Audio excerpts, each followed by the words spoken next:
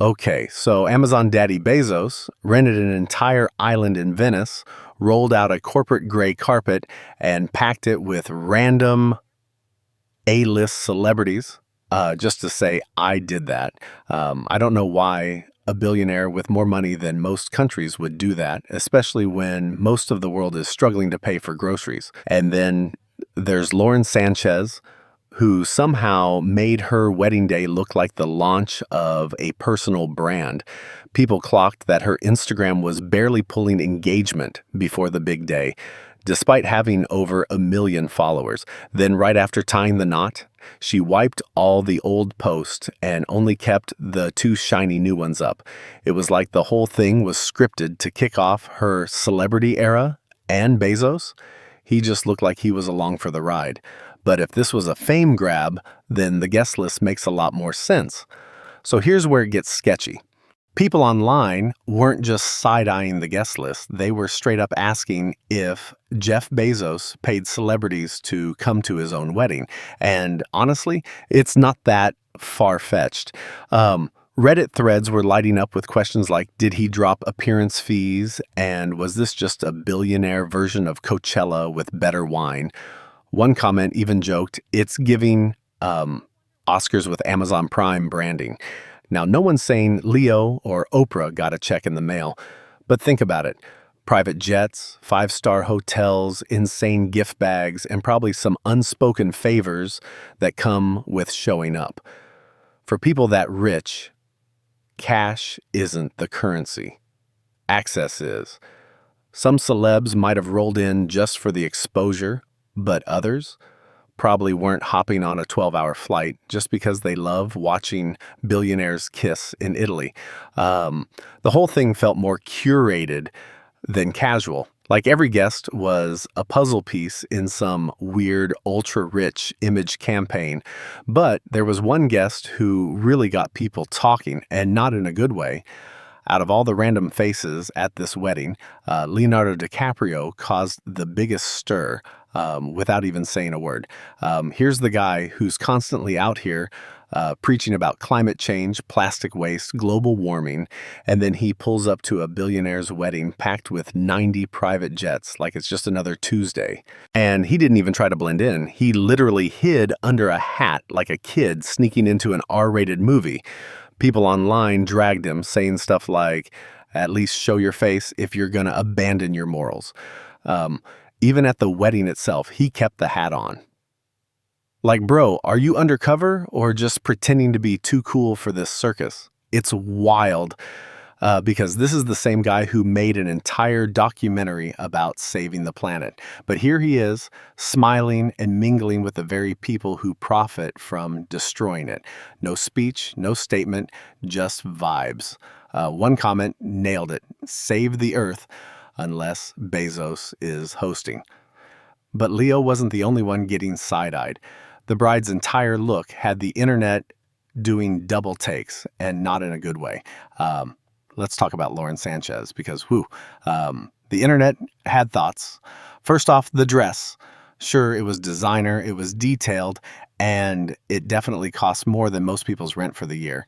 But for a summer wedding in Italy, it looked heavy. High neckline, long sleeves, super tight. It gave more holiday gala than romantic sunset in Venice. Some people even said it aged her, which, whether fair or not, only added to the whispers about whether she'd had a little work done. Then there was the Vogue cover. Yep, she landed the cover of Vogue, posing solo in her wedding dress like it was the Met Gala, not with Bezos, just her. And right before that dropped, Anna Wintour stepped down. Coincidence? Maybe. But some folks think that might have been her way of saying, I'm out before this circus gets the Vogue stamp. And don't even get me started on the gray carpet. Yes, they literally rolled out what looked like an office rug for their wedding aisle. People were like, did they just pull that from an Amazon warehouse? It was so bland, it made the whole setup look like a press conference, not a wedding. Style? Sure. Taste? Debatable. But the weirdest part wasn't the bride or the budget, it was the guest list, because nothing about it made sense. This guest list looked like someone spun a Hollywood roulette wheel and invited whoever it landed on. You had Oprah, Tom Brady, Kim Kardashian, Sydney Sweeney, Jerry Seinfeld, Usher, even Ivanka Trump. What was the theme? Famous people who've never spoken to each other in real life. And they weren't just attending, they were fully styled up like it was Fashion Week, not a wedding. Kim looked straight up miserable. No smile, no energy, just another tight dress that we've seen 100 times. Chloe looked like she was sneaking out of a bad date in that giant pink mess of a dress. And Kylie, her outfit looked ripped, and not in the edgy fashion kind of way. Sydney Sweeney pulled up looking cute but low-key out of place, like she wandered into the wrong party and just decided to roll with it. And people couldn't help but ask, why is she even there? No one had answers. Even Tom Brady, usually the king of clean-cut energy, looked like he just came back from haunting a yacht. That all-black tux wasn't doing him any favors. Someone online literally said he looked like Skeletor with an Amex. Harsh, but not entirely wrong. The whole thing felt random and overproduced. Celebs who don't roll in the same circles were suddenly clinking champagne glasses like besties, and it just didn't feel real. It felt casted, but nothing said, we're trying way too hard, more than what happened after the wedding, and it had to do with a ring that made the internet lose it.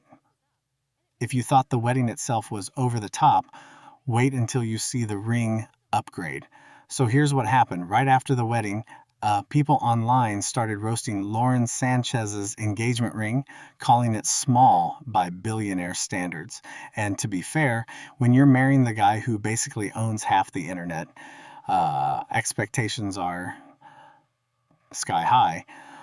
But then, out of nowhere, bam, she pops up with a massive new pink diamond that looked like it could throw out your shoulder. We're talking knuckle to knuckle, a full-blown gemstone flex that made the original ring look like a freebie from a mall kiosk. People were like, did Jeff Bezos watch the comments and go, say less? Because that upgrade felt like pure damage control, not a wedding band, not a cute stack. This was a statement ring, and the statement was, yeah, I read your tweets, and I bought a bigger one. It wasn't about love. It wasn't tradition. It was a response to the internet, and that's what made it feel so performative. But if you thought that was extra, just wait until you hear how they got all those guests home. So after the confetti settled and the Vogue shots were posted, how did all those celebs get home? 90 private jets. Yeah, you heard that right, 90. Kim Kardashian's flight alone reportedly cost around $33,000 for an 11-hour ride back to LA, and that's just one jet. People were tracking the flights online like it was some twisted Super Bowl for the rich, and while all that was happening, regular folks were arguing over things like school lunch funding and senior health care. The contrast couldn't be more brutal. Like, we're literally watching billionaires throw glitter in the sky while everyone else is budgeting groceries. One person summed it up perfectly in the comments. The money wasted on this wedding could have helped so many people. Instead, it bought matching Dolce & Gabbana suits for people who already own private islands. Even Tipper Gore couldn't resist jumping in, throwing subtle shade with a comment that read, "Welcome to the 80s, when big hair and conspicuous consumption ruled." Translation: Tacky is back. This wasn't just a wedding. It was a reminder of how far removed this crowd is from the real world. No matter how fancy the dress or shiny the ring, the message was clear. They're in a different universe, and they're not even pretending to hide it anymore. So was this whole thing about love, or was it just another move in the Bezos Sanchez fame game? Let's wrap it up.